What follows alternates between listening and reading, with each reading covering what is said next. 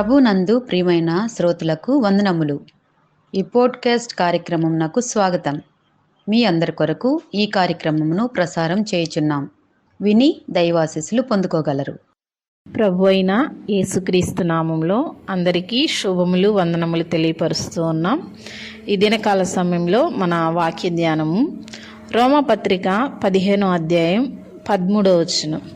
కాగా మీరు పరిశుద్ధాత్మ శక్తి పొంది విస్తారముగా నిరీక్షణ గలవారగుటకు నిరీక్షణకర్తయగు దేవుడు విశ్వాసము ద్వారా సమస్త ఆనందముతోనూ సమాధానముతోనూ మిమ్మును నింపునుగాక.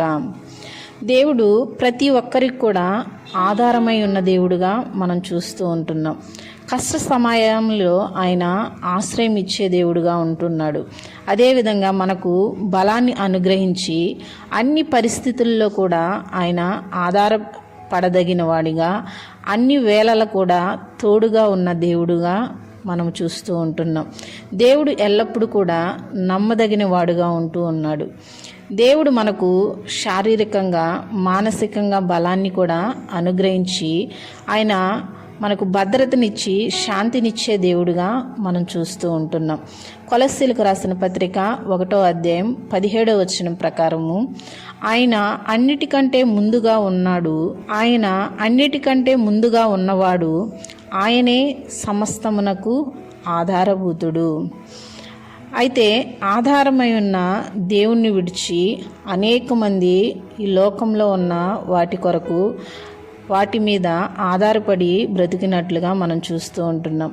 రాజులు రాసిన మొదటి గ్రంథము 9వ అధ్యాయం 9వ వచనం ప్రకారము ఇజ్రాయేల్ ప్రజలు ఇతర దేవతలను ఆధారం చేసుకుని వారిని పూజించి వారు కీడు తెచ్చుకున్నట్లుగా మనం చూస్తూ ఉన్నాం. అయితే దేవుణ్ణి ఆరాధించవలసిన ఇజ్రాయేల్ ప్రజలు ఇతర దేవతలను వారు ఆధారం చేసుకొని కీడు తెచ్చుకున్నట్లుగా మనం చూస్తూ ఉంటున్నాం. అదేవిధంగా సామెతలు 3వ అధ్యాయం 5వ వచనం ప్రకారము స్వబుద్ధిని ఆధారం చేసుకొనక పూర్ణ హృదయముతో యెహోవా యందు నమ్మకం ఉంచాలి అని దేవుని వాక్యం సెలవిస్తుంది. కొంతమంది తమ స్వబుద్ధిని ఆధారం చేసుకుంటూ ఉంటారు. యెషయా గ్రంథము 47వ అధ్యాయం 10వ వచనం ప్రకారము చెడుతనము ఆధారం చేసుకున్నారు, అదేవిధంగా వారు నాశనము కీడు తెచ్చుకున్నట్లుగా మనం చూస్తూ ఉంటున్నాం. కొరింథీయులకు రాసిన మొదటి పత్రిక 2వ అధ్యాయం 4వ వచనం ప్రకారము మనుషుల జ్ఞానమును ఆధారం చేసుకొనక దేవుని శక్తి ఆధారం చేసుకొనుడి అని దేవుని వాక్యము మనకు సెలవిస్తూ ఉంది.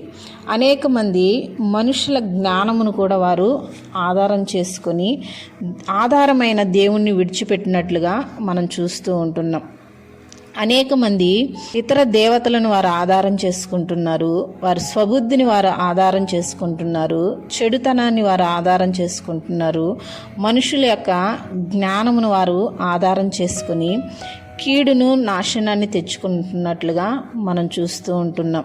అయితే మనము ఆధారమైన సమస్తమునకు ఆధారభూతుడైన ఆ దేవుని మీద మనము ఆధారపడి జీవించాలి అని దేవుని వాక్యం మనకు సెలవిస్తూ ఉంటుంది.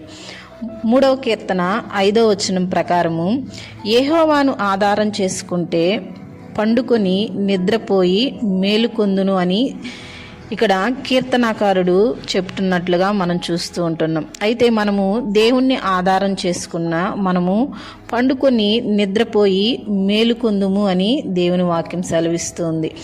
కీర్తనలు 4వ కీర్తన 1వ వచనం ప్రకారము నీతికి ఆధారమగు దేవుడు మొరపెడితే ఉత్తరమిస్తాడు అని దేవుని వాక్యం సెలవిస్తుంది. అయితే దేవుణ్ణి మనం ఆధారం చేసుకుంటే మన ప్రార్థనగా ఆయన మొరపెట్టినప్పుడు దానికి ఉత్తరమిస్తాడు అని, ఇరుకులో విశాలతనిస్తాడని, మన ప్రార్థనను ఆయన అంగీకరిస్తాడు అని దేవుని వాక్యము మనకు సెలవిస్తూ ఉంది.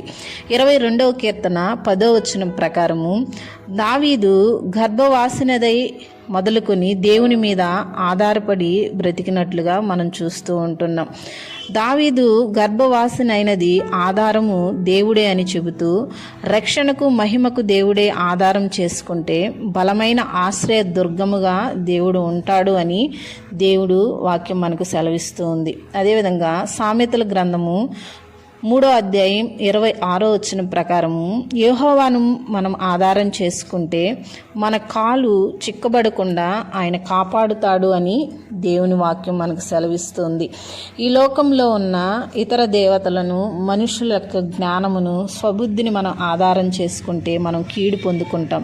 అదే ఆధారమైన దేవుణ్ణి మనము ఆయన మీద ఆధారపడినట్లయితే ఆయన మనకు మేలు చేసి ఇరుకులో విశాలతను మనం కలుగు చేసి మన ప్రార్థనలు ఆయన అంగీకరించి మనము తప్పిపోకుండా, పడిపోకుండా, చిక్కబడిపోకుండా, మన కాలు జారకుండా దేవుడు మనల్ని కాచి కాపాడుతాడని మనం విశ్వసించి ఆధారమైన దేవుని వైపు మనము ఎల్లప్పుడూ కూడా ఆయన్ని స్తుతించి ఆరాధించి ఘనపరిచే బిడ్డలముగా మనందరము కూడా ఉందుదుము కాక.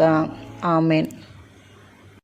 ఈ కార్యక్రమమును గూర్చి మీ సలహాలు మరియు మీ ప్రార్థనా అవసరతల కొరకు మమ్మను సంప్రదించవలసిన మా ఫోన్ నంబర్ 9480585039 మరియు ఈమెయిల్ ఐడి info@fibaonline.org.